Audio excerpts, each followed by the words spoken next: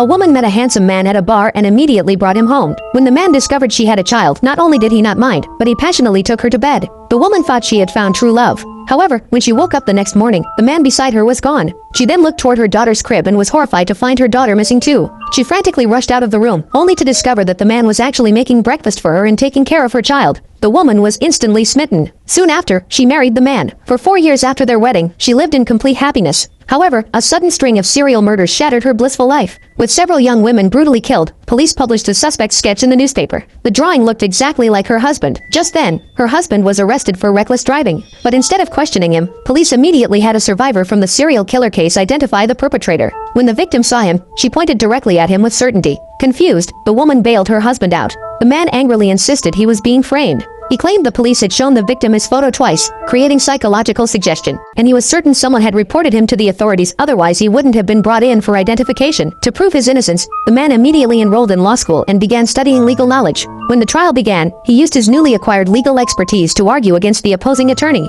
His good looks immediately attracted many female admirers. However, the prosecution had solid evidence, and he was convicted of attempted kidnapping. The man still maintained his innocence. At that moment, California police suddenly approached him with a gas station receipt. The man had falsely claimed he wasn't in California when the murder occurred, but the receipt showed he was near the crime scene at the time. Because of this lie, he was brought to court again, and this time he was sentenced to death. The woman sadly visited him in prison. The man still firmly insisted he had been framed. What he didn't know was that the person who had reported his name to the police was his own wife.